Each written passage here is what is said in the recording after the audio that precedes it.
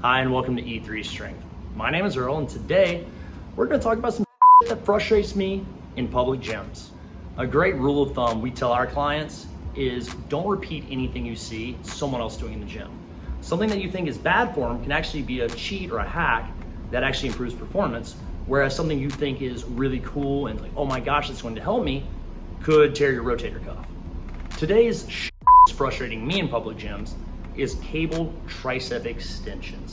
Every time I grab a cable, no matter what I'm doing, I see someone doing a tricep exercise that is either not beneficial, can get them hurt, or is just a waste of time and energy. So let's look at what to and not to do.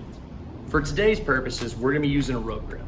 This is the most common thing you see people using, and the reason for it, you can pronate the hands, which helps you engage both heads of the tricep at the elbow, and at the same time, when you separate, you get further contractions of those muscles as well. So this motion that the rope allows gives most people the maximum benefit out of the triceps.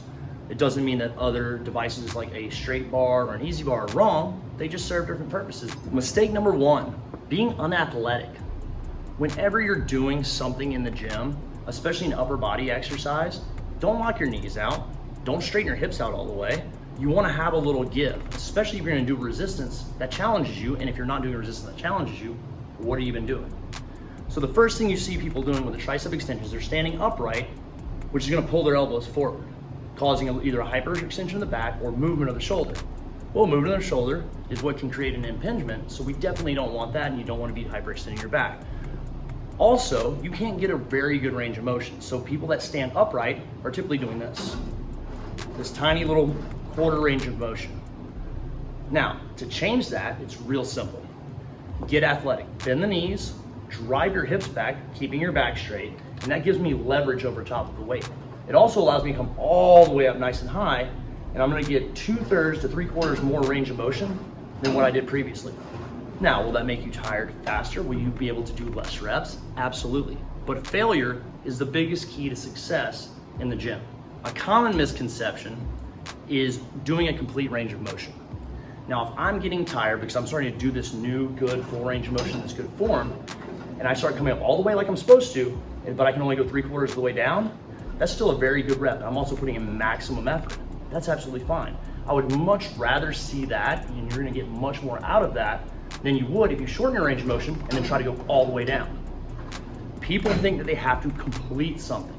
Going to or past failure, even with partial ranges of motion, will give you so much more of a benefit than changing your range of motion to complete the exercise. Another common mistake that people do is how they orient their grip. Now, we see this not only in public gyms, but also here at E3 Strength, because we're gonna be pushing our clients and challenging them. So to help kind of mitigate some of that pain and soreness, or their mind at least perceives it this way, they should change their grip. So you may see a client or someone at the gym starting off with a traditional grip. The next thing you know, they're gonna grip up higher. Well, if I don't have these stoppers here preventing, I have to squeeze tighter. If I squeeze tighter, my forearms contract differently, my biceps tendon is shortened, and the whole dynamic of my arm has changed, inherently making the exercise harder. So changing your grip doesn't necessarily help.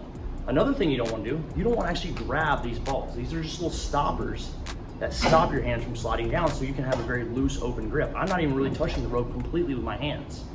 So put your hands here, not here. Because the wider your grip, the less you can actually make a fist, the more muscles in your forearm are engaged. The more they're engaged, again, pulling down on the biceps and triceps, making them tighter, tenser, and working harder. Now, if that's something you want to do, they make handles and grips for that. You don't need to grab here, it doesn't help. Don't chug up, that doesn't help. Because remember, you want the length to separate and also to pronate the hands, causing more contraction in both heads of the triceps. Tricep extensions are just one of the many that frustrate me in public gyms. So stay tuned, there'll be plenty more to come. In the meantime, if you like this video, then we hope you give it a like, a comment, or a share. And if you don't like it, maybe you like this shirt. I like caffeine, I like this shirt. It's available on e3strength.com/shop. And for all other videos like this, you can find us on YouTube, all links down below. Let us know if there's anything you'd like to see or we can help you in any way. In the meantime, take care.